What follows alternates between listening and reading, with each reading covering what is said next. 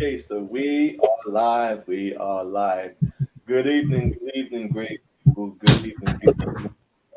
God's Journey Child Theodore Chestnut, and we would like to welcome you to another week of Power of Collaboration. Tonight we have a very special guest. I actually had the opportunity to be on her show, and I'm so glad she accepted the invitation to be on the show here.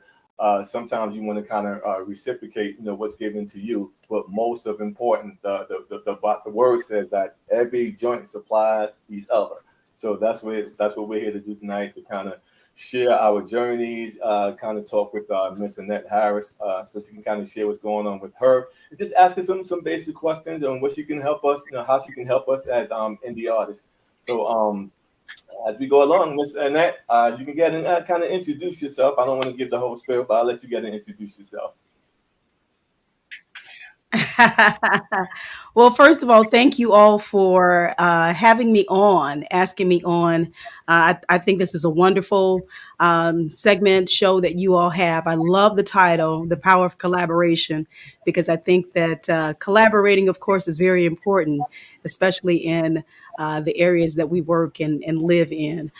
So this is a wonderful opportunity, and I thank you. I am, oh my goodness, I wear many hats. I am a certified positive mental health ambassador. I am an online radio show host of about 10 years in November. And as Mr. Chestnut said, he was a guest on my show, wonderful guest, as we highlighted his projects and his work. The show itself was created to bring in the balance of spirituality and psychology, which is typically not done as much. But, I felt the Lord impressing me to do that because there is a huge correlation there. And it is so important that we recognize that in order to get the help that we need.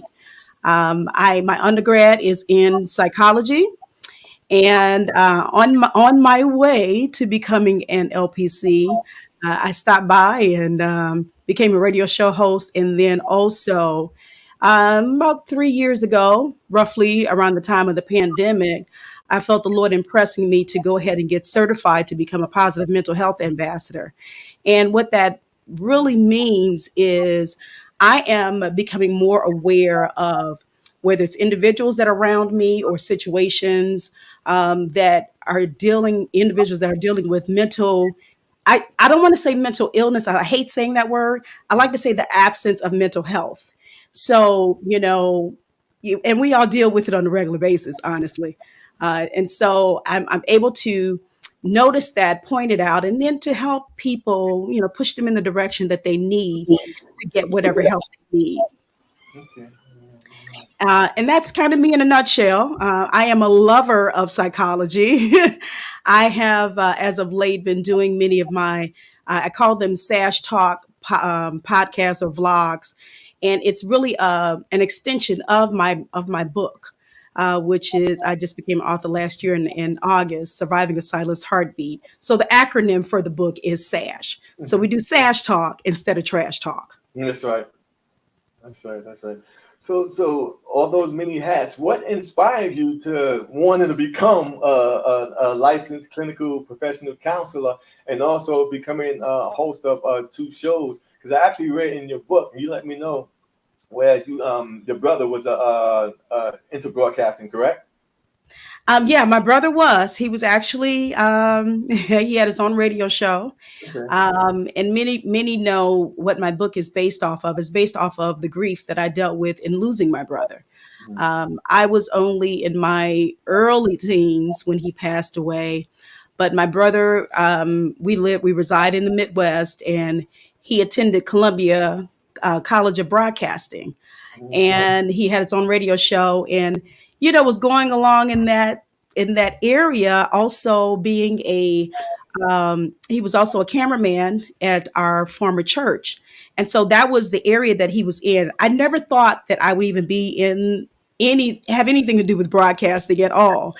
I Okay. never even looked towards that way, but the Lord does all things well, and he directed me in that way. So it really fell in my lap. You asked me, how did I get into that? It Mhm. really fell in my lap. I was actually co-hosting with a friend of mine about 10 years ago, and when their contract was up, they encouraged me to go ahead and get my own show. At that time, I was completing my undergrad. And I said, okay, I'll take a look at this. And 10 years later, here I am. Now, my title is not licensed professional counselor yet. Oh, I have to finish up with my master's okay. to get that. Okay. So the title that I have now is the Certified Positive Mental Health Ambassador. And, I became certified online because we were in the pandemic. So that's where I took my classes for that. Okay. Okay. Good. Good. Good. D-Love, you have a question for her?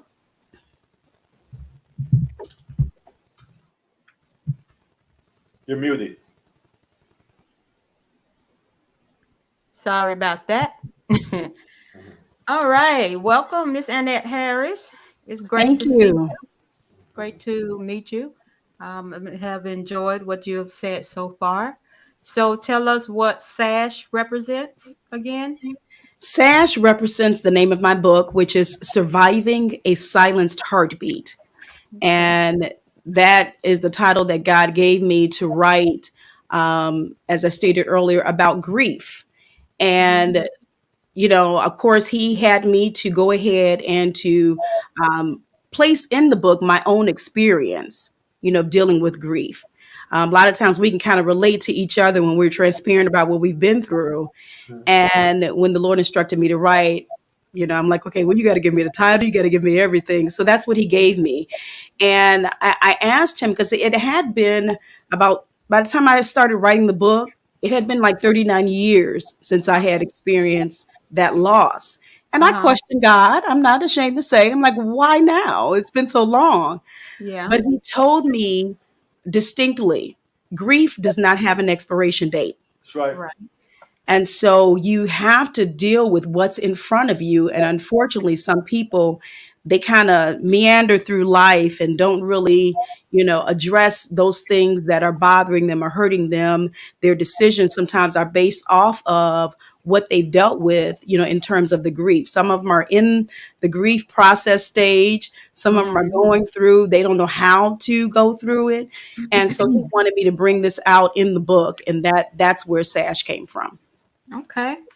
All right. So I looked up your book. I looked it up on Amazon, and I was quite surprised at the title because of the simple fact that it said heartbeat. Hmm. You know what I was looking for was heartbreak. Ah, okay. Yeah, when I was looking up your book, the name of the book, I kept Mhm. typing up heartbreak Mhm. and then Oh, realized that what the actual title is what? Heartbeat. So heartbeat. explain to the listeners that are listening now, why did you use that word heartbeat as a title, part of your title? Well, simply because I felt like my heartbeat had died, Okay, my own experiencing his death. got it. Um, but the if you those who will purchase my book and who will read my book, you will see a theme throughout the book. The theme Mhm. is based off of a poem that I wrote down words. I have a good friend of mine who's an awesome poet. He wants me to call Mhm. him poet instead of spoken word artist, whatever. Okay, So he's okay. an awesome poet. And I asked him, like last year in February, I was asked to speak at our Black History program at church. And the Mhm. theme of that was to talk about how did, losing your brother, how did it affect you and your family? And so this was really the beginnings of me writing my book, and I didn't Okay. really know it. So God was setting me up. And so I was writing down some words, jotting down some words that I wanted to say at that event. And I reached out to my friend. I said, can you please write a poem for me with the words Mhm. that I give you? And Mhm. he laid it out. Um, and it was called Heartbeat. Okay. And so as I was writing my book and putting things together, I know the Lord instructed me, put the poem in the book. And he Mhm. actually had me to lay it out. Each chapter deals with a heartbeat, or the beginning of the heartbeat, all of that. So that's Yeah. where that came from. That was the basis of using heartbeat instead of heartbreak. Okay. So losing your brother, what was something else that compelled you to write the book? We did hear you say that you lost your brother. Is there anything else that caused you to really think about writing the book besides the Well, brother? oh yeah, definitely. I mean, all of that combined, but of course, we had really just been through about 2 years of a pandemic, Right. where we had been. If you look around, I don't know what the numbers are now. Unfortunately, those that were lost, Hmm. because of COVID, and it got me to thinking actually about the children. I first thought about the children. I thought about so many of the young people who were losing parents, Okay. guardians, Yes. during that time of COVID. Some became orphans, if you will, during that time. And so Hmm. I started thinking about my own personal journey. I was, 14, 15 at the time. So I was really a child when he Yeah. died. Okay. And I remember some of the things that I dealt with when he died, which was not all good. And I saw how bad it hurt me. I literally, when my brother died, I really could not function, but I thought I was functioning. Hmm. I thought that I was still going through the normal processes of life, and I really wasn't. I wasn't handling it very well at all. Yeah. But I was young then. I didn't really know. And so, bringing all that in and thinking about those that have lost loved ones and everything, I say, oh my God, I just want to help them. My heart is always just to help people, to see if Yeah. I can help them to get over whatever it is that they're dealing with. And so my heart just went out to them, and that's how it started. So that's probably, to help answer your question, the reason why I, started writing is really Mhm. just to help those who were dealing with and going through grief. And if I may add, I learned so much about myself even through writing my book, Yeah. but I also learned and wanted to stress and make the point across, when you lose someone, when you're going through and experiencing grief, it's not only because you lost someone physically.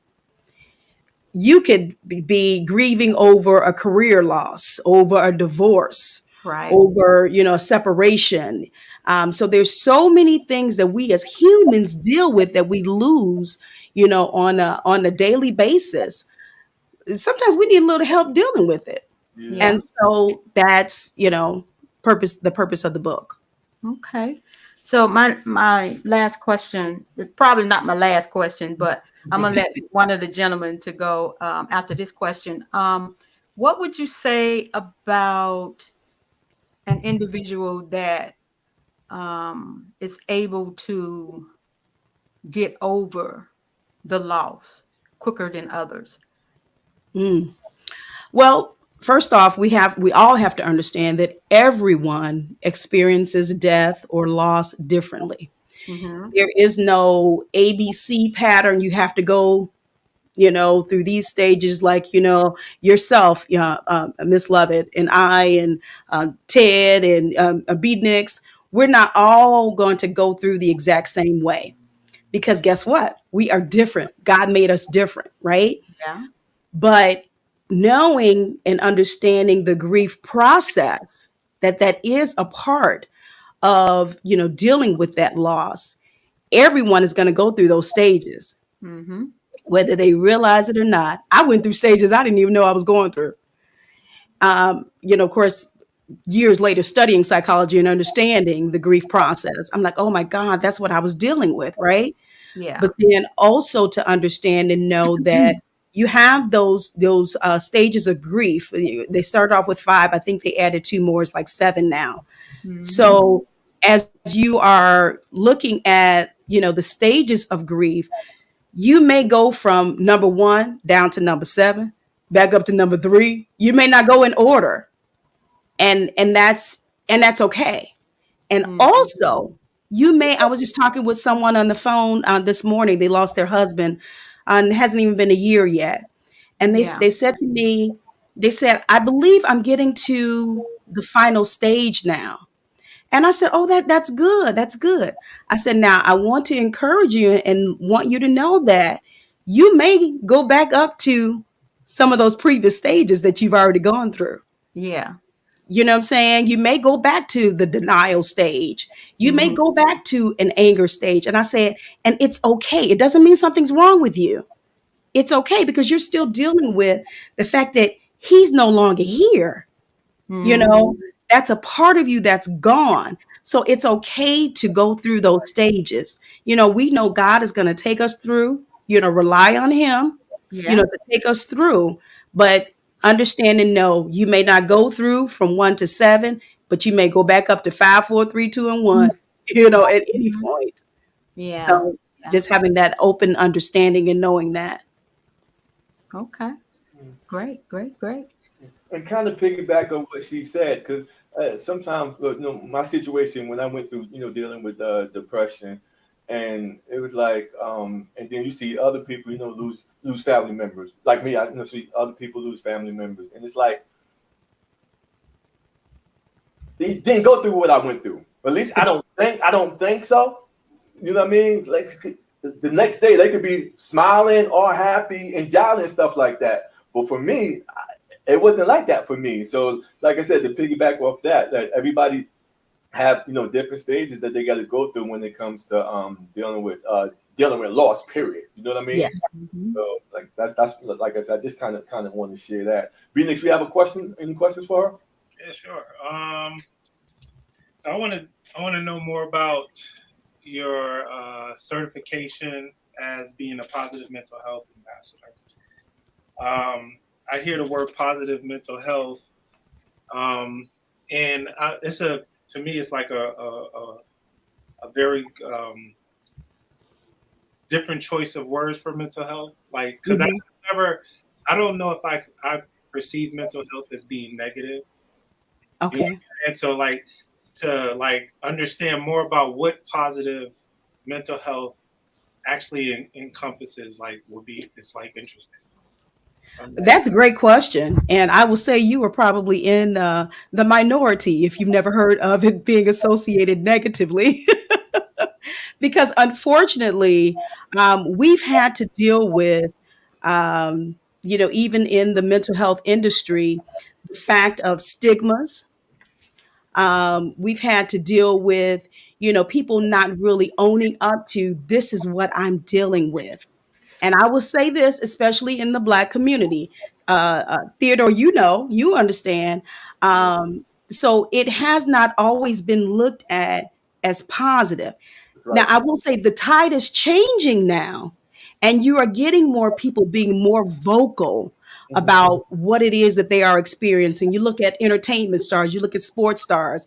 You Naomi Osaka, a great tennis player. She, you know, not too long ago said, "Okay, no, I'm going to take a step back. Hmm. I need to take care of my mental health." Now, that was a positive thing that she did. Mm. But if you look at, you know, some of the comments, you know, there was some comeback for her. You know, they were like, really, you can't handle this type thing or whatever. But you don't know what that young lady was dealing with. 20 something year old, you know, you got the world on your shoulders, you got to Hmm. perform. And then not only after you perform, if you lose, you got to go and do those press conferences. You know what I'm saying? So all of that was, you know, weighing on her, you know, not to mention whatever personal issues she was dealing with, you know, aside from the professional. So unfortunately, the world has not been very, what's the word I want to say? Um, Very nice when people are dealing with mental issues or the absence of mental health, as I like to say. So when you get, you know, situations where people are, okay, I want to talk about my mental health. This is what's going on. I'm dealing with depression. I'm dealing with da da da da da. That's a good thing because I always say the quickest way to get help is to admit that you need it. That's right. right, right. Because, you know, unfortunately, when you're going, you're thinking, oh, I'm okay. No, I'm good. I'm good. I don't know if you guys have seen those commercials. This one guy, he's in the weight room and he's lifting weights, right? And the weight is so heavy for him. So the other guy, man, you want me to spot you? I can spot you. No, no, no, I got it. He laying up there with the heavy weights, right? And won't even allow anybody to help him. That's the same thing, and that they bring that out in the commercial. That's the same thing it is with mental health. You Mhm. don't be afraid to say, okay, I need a little assistance. I need a little help here. I just need somebody to talk to. I need somebody to help me sort through this. And so, as a positive mental health ambassador, that's what I do. I encourage others to talk about their feelings and whatever it is that they're dealing with. Don't hide it. When I started my radio show, I kept asking the Lord, is this what you want me to do? And unfortunately, he kept answering me, yes, it is, but he will respond in showing me the various preachers, pastors, men of the cloth who were committing suicide because they were dealing with mental health issues. And so he wanted me to have that platform so people can be able to talk. Sometimes people, all they want to do is just be able to talk it out. And it is okay. And so you want to do away with the stigmas of therapy and counselors. You want to do away with that stigma saying, oh, we don't need that. Unfortunately, sometimes as Black people, we kind of too proud. And if you recall, sometimes some of us will probably look back in our families, years ago, like Uncle Johnny over there in the corner, someone always right with him, but they just leave him over there and they won't necessarily deal with it. But Uncle Johnny needed some help. Wow. He Mhm. needed help. And so I think that when you are trying to reach out to someone and to help them, you have to come across in a way that they're going to receive it. So that's where the positive comes in, right? So because other than that, if I can say this real quick, I'll never forget this episode on the Cosby Show when Vanessa came home from college. She was engaged. I don't know if you all remember that or not. She was engaged, but she didn't tell her parents. And the father sat down at dinner. He dismissed everybody and he talked to the young man. He said, tell me, what is your favorite meal? He said, I like a steak with this, da da da da da. He said, okay, Mhm. I'll have that for you, but I'm going to give it to you on the top of a garbage can lid. He said, Mm, no, no, no, I don't want to eat that. He said, well, this is how you were presented to us. So how you present to people is going to be very key and mm, very important to them accepting the help that they need. Mhm. mm. I hope that answered your question. It did. So when I think of mental health, and the reason why I don't think of it as a negative thing is because I feel like everything in people's lives, whether it be mental health, whether it be something physical, like maybe they want to exercise and get lose some weight. I don't see none of that as negative. I see it as something that people need to work on. And if you work on it, I always contribute doing the work as something positive. You know, Hmm. so like that's why I don't think mental health. I equate mental health to the same as a person not like I'll say something as far as the gym, right? Like a person not being in like strong enough to lift something because their muscles aren't developed. You know what I'm saying? Hmm. And people have certain things, and I'm not a psychologist or anything, but I attribute mental health to certain parts of people not being fully developed or understood or something like that. You know what I'm saying? Because the brain, in my opinion, is a muscle, although it doesn't grow like like your arms will, but it does grow as far as like collection of knowledge and Knowledge. yeah, and um, how it uses because your brain controls your entire body. You understand? Hmm.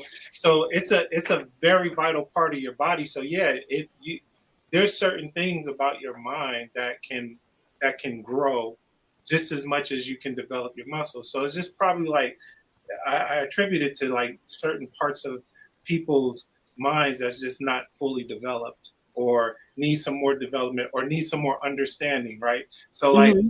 um like introducing kids to things too early in life, like certain things that their brains can't process, I feel like can be an onset of them having something that would be considered like mental health, because the way they dissected what they heard, the process of them trying to understand it without any guidance, you know what I'm saying? And so now they're going like, you Mhm. know, 10, 15 years with this thought that is completely off rail.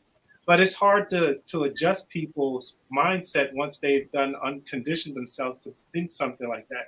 And I don't think that's a bad thing. You know what I'm saying? I think the Mhm. acknowledgement of them wanting to correct it is a positive thing. So that's why I don't really see, you know, like mental health as something negative.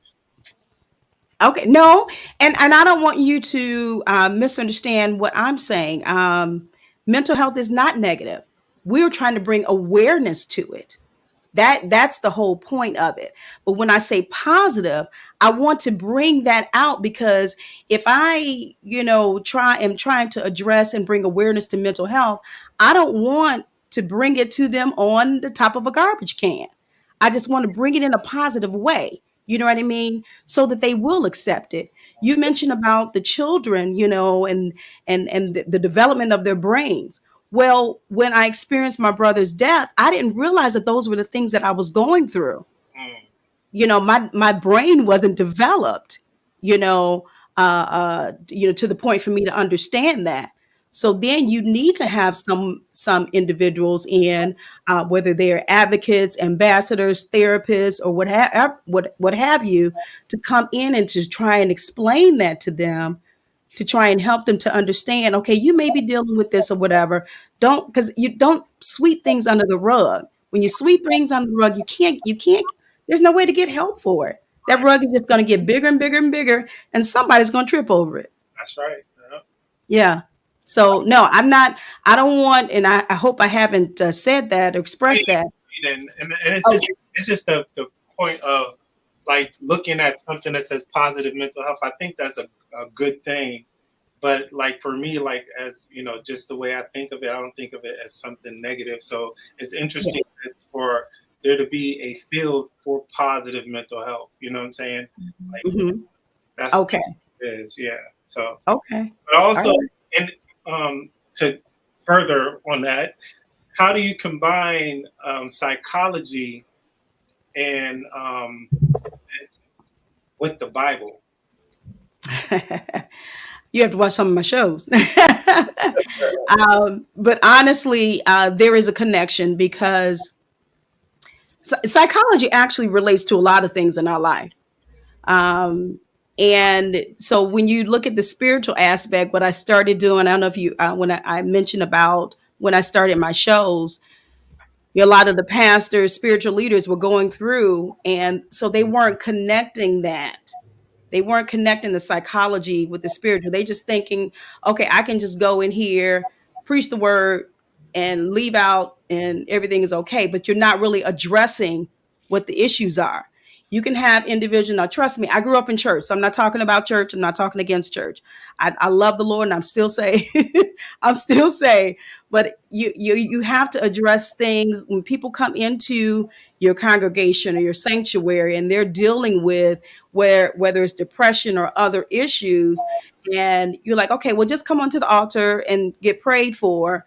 mhm. Well, we need to know what we're praying for. I don't want nobody just slapping oil on my head or anybody else's head, because if you don't address those situations, they're going to leave back out the same way they came in. And so what's happening? What's the point? So that's why those areas do need to connect. Now we have medical doctors who, if any one of us on this platform would injure our arm or whatever before we leave off of here, we're probably calling up our doctor, hey, da da da da da. We're going to go there and get the assistance and help that we need for our physical bodies. Why not our mental? Why not our spiritual? So all of that connects. All of that comes together when you talk about the total man and helping the total man. So, Hmm. So okay.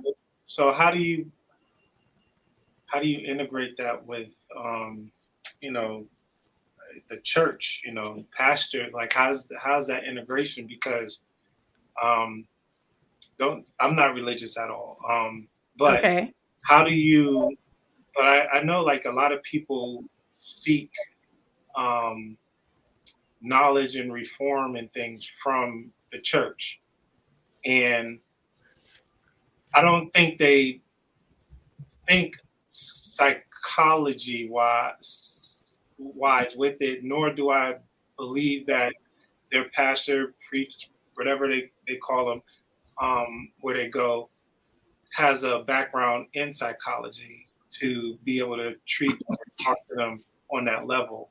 Hmm. How does that?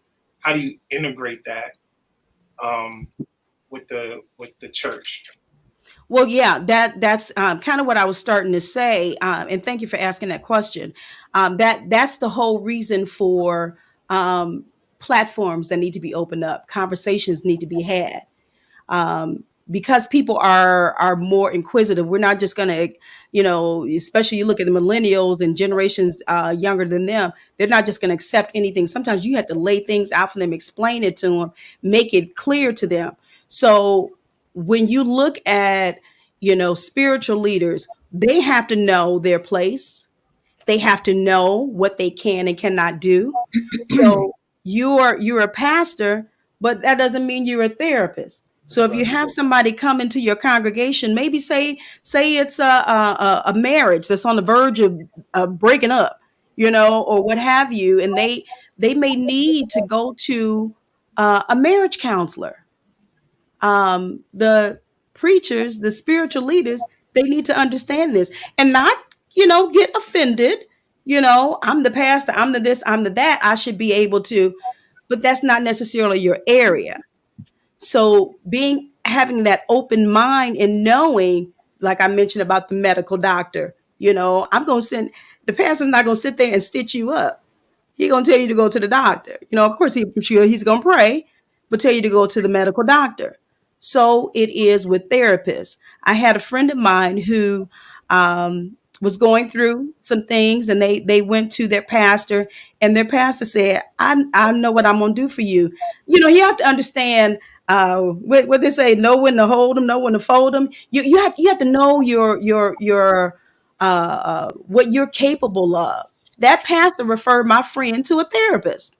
Mm, You know what I mean? And so, again, we have to have those conversations. Those platforms have to be open enough. Platforms like this be open enough and transparent to know, okay, what you're capable of, what you can do, what you can't do, who you need to refer out to here, there, and there. So then you need to have resources as well, those spiritual leaders, or even people on staff. I've seen churches where they have therapists on staff, counselors on staff, to be able to handle it. Look at the school system. God forbid, when they have these mass shootings, they have those therapists there to help the remaining student body that's been affected by those shootings. mhm.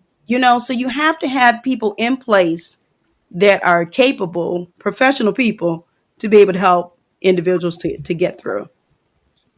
Okay, I'm done. I don't have any more questions on that topic. That was good. And I really feel like I'm glad that you came on the show, and I'm glad that you're in an area where a door can be open for whomever's watching now or even later, and kind of understand um, this sort of integration between psychology and the church and the Bible and stuff like that. Because I've just never heard the association before. You know what I'm saying? Right. Um, I think Yeah. it's good. Okay. That's it for me. Thank you, B Nix. All right. Well, I totally agree with the spiritual aspect as well as the psychology aspect, because I do have a background in psychology as well. And Okay. I equate myself with being a spiritual leader. So Hmm. I do believe that every leader, especially if they call themselves a spiritual leader, should have some background with psychology or either counseling, Yeah.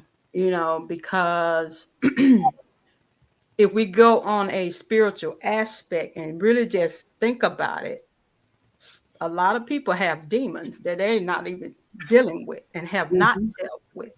You got Yeah. the spiritual demons, and you got the part of them that they have suffered in their life that they have not. There's certain traumas that they have not dealt with, and so a person can go to the altar, they can get as much prayer they want, but Mhm. after that prayer is said and done, Yeah. Yeah. What's next? what's next? What's Because next? I have experienced whereas say for instance, if you run into altar call, I've ran an altar call before. And so the power of God can give you discernment to see and to know what that person have gone through and have suffered. Yeah. That person can come and get their prayer, but yet and still. I remember one time, I literally told this person, now I'm gonna pray for you, okay? But you know exactly what it is you have to get help for. Mm. And the person looked at me like, yeah, she was surprised at what I told her because I whispered in her ear what God had told me, what she had already been going through, what she had Yeah. dealt with. And so she was surprised at that. And I said, so after this prayer, you have to deal with what you have, what you've already been going through so far. Mhm. So I'm going to pray for you that God will do what? Relieve you of the pain, Mm. yet and still in your mind, in your mental. So the word tells us, let this mind be in you as it always also is in Christ Jesus. So what kind of mind did Jesus have? Mm. So we have to work on the certain things that, that troubles our mind, our mindset, Yeah. the thought process, and get rid of those things. And so we got to just have to learn how to do that. So I Yeah. do agree with what you're doing. You're doing a great work. I've seen some of your videos, but I'm gonna get way off the topic. I like getting way off the topic sometimes. So I see a lot of your talents, not talents, but hobbies, things that you like to do, reading, writing. You like watching intense television, drama, and suspense movies. I do. What's your favorite movie? Oh my goodness. You know what? It's changed over the years. Really? It really has. And this is going to sound funny. Toy Story was probably Toy Stories? Really? Toy Story was probably one of the fun. But you know what? Probably because it was more, of course, animated and Yeah. everything. Um, Passion of Christ, that was one of my favorites. Awesome. Um, I know it's changed since then. It has to be something else. Of course, Black Panther. Oh, yeah. Yeah, but there was this other thriller. It was I love the psychological thrillers in the movie theaters as Right. well. And I can't think. I know Holly Berry was in it. I cannot think of the name of it right Deja vu. now. What was it? Deja vu. I don't know. Where's- Deja vu. Was she in that one? Yeah. Was Uh, it Halle Berry? It was the girl that looked like Halle Berry. uh, I oh, don't know. I uh, can't remember. the one that was married to Robin Thicke. Yeah. Because it was her and Denzel, right? Uh-huh. Her and Denzel. That's a great movie. I love that. Oh, okay, okay. Yeah. But I do also want to congratulate you on your 25 years of marriage. Oh Thank yeah. you. So Thank you. congratulations on that. Thank you. It'll be Tell 26th in September, though. A couple 26. more months. Okay. Well, wonderful. Well, tell the audience what is the best way that your spouse can help you through the loss of a loved one? Oh, that's a great question. Oh my goodness.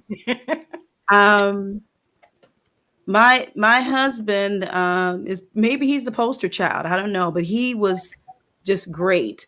Uh-huh. Um, I've had a number of losses since we've been married, and he was right there with me. The very first one, of course, was my mom because my mom passed maybe about not quite 2 years Mm-hmm. after we were married, and By the time my husband and I got married, his mother had already passed. Okay. And it was almost like the same kind of situation where they were on like life support, both of our moms.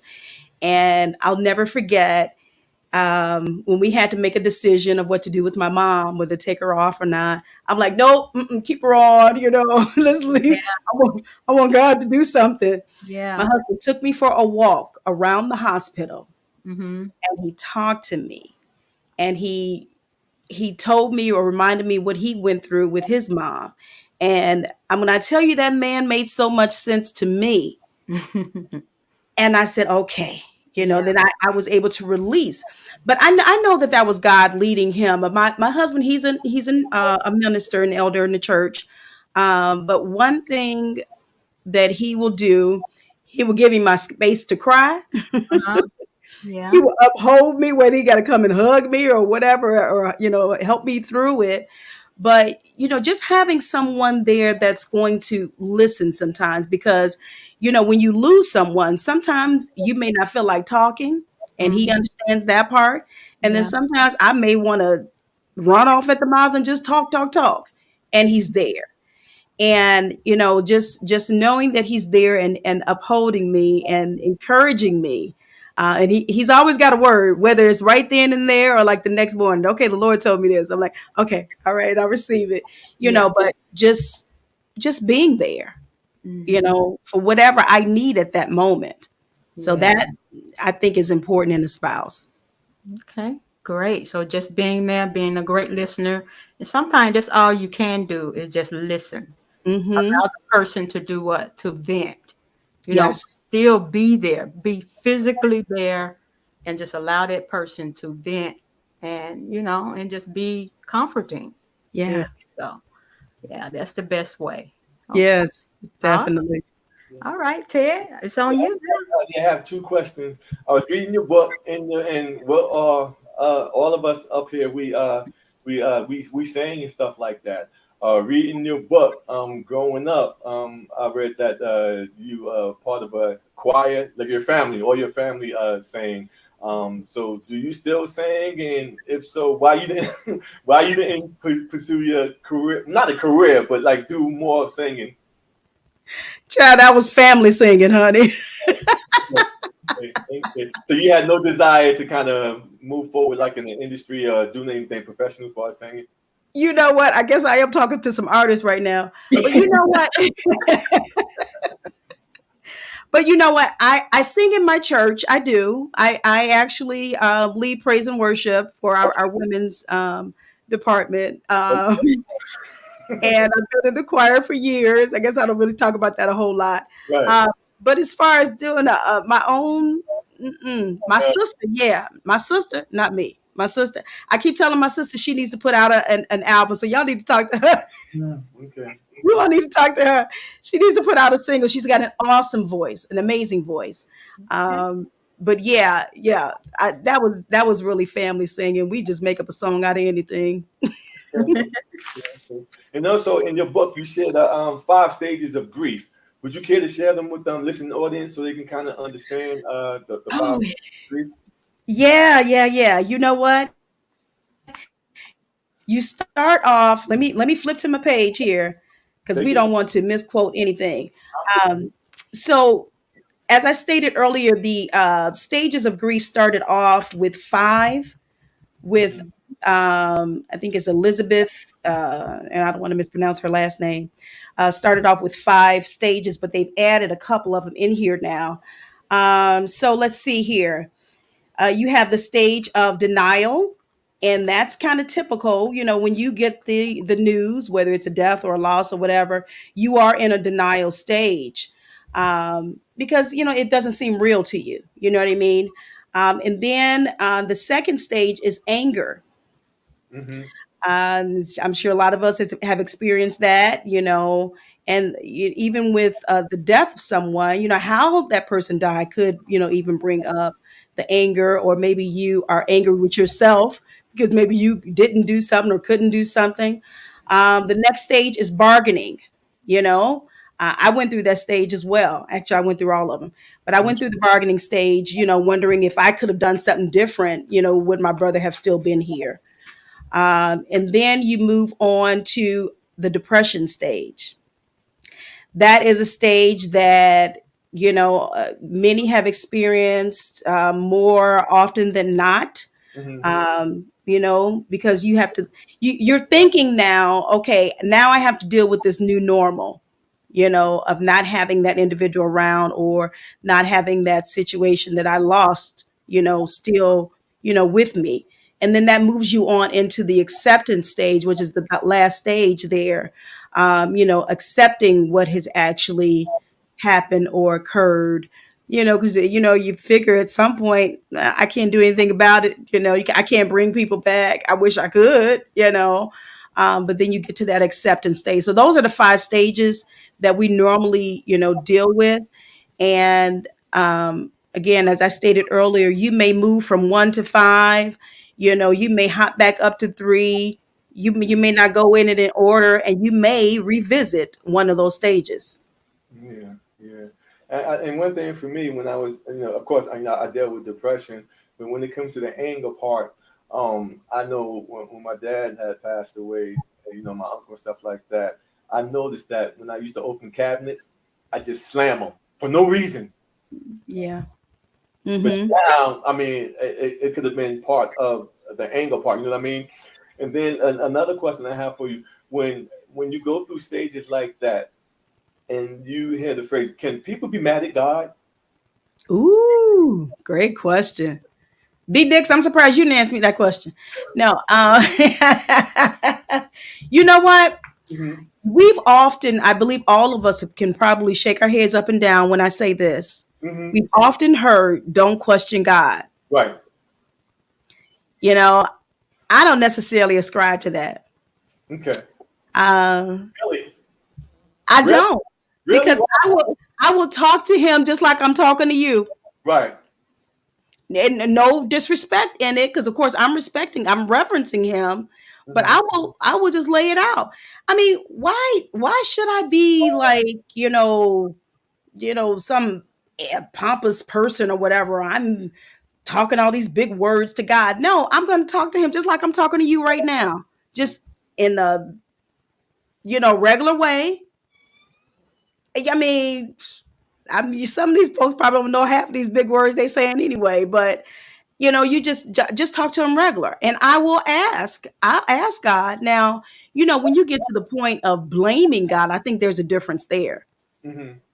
I think there's a difference, and some people have blamed God, but I have asked, why my brother? Mm-hmm. Why did my mom have to die? I was only married for 2 years. Why? I've asked that question.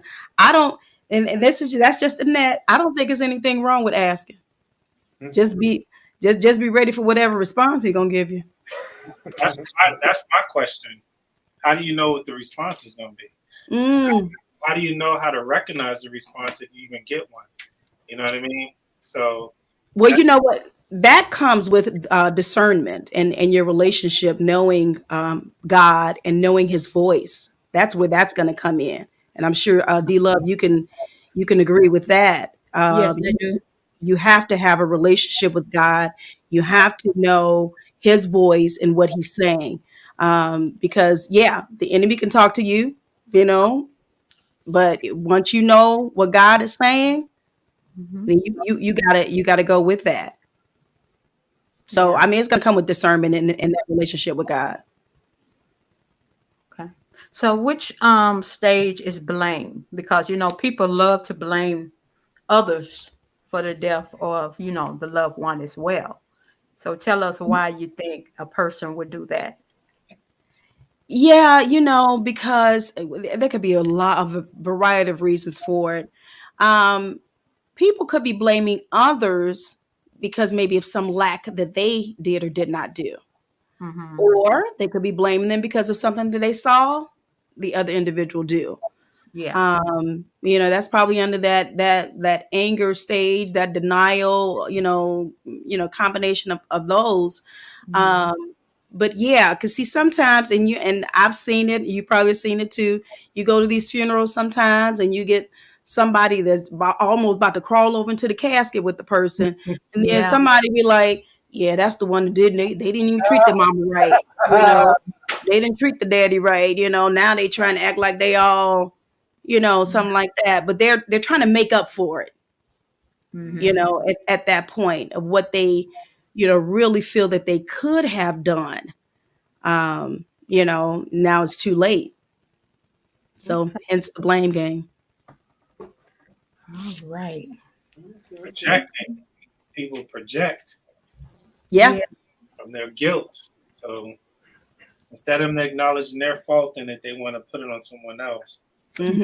inside they know they may be the root cause because I mean, when people pass and depending on, how that happens, unless you're the person that actually did it, Hmm. I don't know how you can blame yourself, Yeah. this Yeah. this is life. We live, we die. And we're all gonna go at some point. So that's why me personally, I don't cry when people pass away. I always look at it as a positive thing because they're going to a better place. This is what I was told, and this is what I believe that people's going to a better place. So I won't cry. I don't I don't grieve over people that pass away because they, in my opinion, they've gotten out of the struggles of this world. So Hmm. I don't know. So when people do that, I don't understand it, nor do I understand how people can blame themselves unless they had a gun and pulled the trigger and shot the person dead. Then you're not the one to blame. Life happens, and that's it. That's just the way I look at it. Yeah. Yeah. Yeah. And I mean, you have a different mindset. I will still say you are in the minority. But that, some people do kind of feel that way. They don't feel that they, will show those emotions or whatever. Or, like you said, they've gone on to a better place. And so your mindset is like, why am I crying? Why should I have to do that? But yeah, everybody's not like that, unfortunately. Yeah. And I would say I cry in a minute, so I'm not even acting like I'm like that. So I tried a minute too. I will. I'm just emotional. I think Uh-huh. the question is, are you crying from hurt or are you crying from joy, right? Because you could be crying because you're happy that they're going to another place, whatever. You know what I'm saying? There's joyful tears as well. So Mm-hmm. well, I've had both. I've had both. Of course, the initial, when they pass away, no, I'm crying because they're gone. And I'm not going to have them here and that may be selfish. I'm not going to have them here with me any longer. But then as years go on, as we mentioned earlier about everybody taking death differently, every year it may be a different kind of year for you. One year, after they're gone, you may be remembering them and having these good memories and you're doing good because you're going to have those first after they die, whether their birthday, holidays, or whatever. Oh, we used to do such and such on this day or whatever, da da da da da. And then next year, bawling, crying, oh, whatever. I've had both. Glad, that they are no longer suffering or what have you, but still, but crying also because again, they're gone. would you say that grieving never ends for some people? It never ends and it does not have an expiration date. But Mm-hmm. how you get through it is going to be key. How you get through it is going to be key. Well, if it doesn't have an expiration date and it doesn't end, then you're never going to get through it. You're just going to learn how to deal with it, right? Well, I don't say it like that. Okay. Um, again, that positive mental health. So you're trying to think positive to be able to get people through because you want individuals to know, okay, it's okay to grieve. It's okay to grieve your loved one, but it's also okay for you to move forward and survive. Mm-hmm. Okay. All right. All right. So before we only got a couple more minutes. Um, being that you just put that up there, you care to share where the listening audience can actually get your book from, and also websites how they can get in contact with you, and also just to share a word of inspiration or a word of encouragement for the listeners. Oh my goodness. Well, yeah, you can. It's going across the ticker. The best way now is to go to my website, getcaughtinternetradio.com. Get Caught Internet Radio. On that site, you will see the various places where you can purchase my book. You can purchase it from my site, but then you can also go online, Walmart, online, Barnes and Noble, online, Amazon, of course. Um, Books a Million, and then also, if you're in Chicago and the Midwest area, we are in the bookstore at DuSable Museum of African American History. And let's see, yeah, those are the places you can get it. Um, but yeah, a word of encouragement to individuals is to just, just be encouraged and knowing that you can get through whatever challenge in life that you're dealing with. Um, don't be discouraged when things happen. When you experience disappointment, there are ways to manage the disappointment.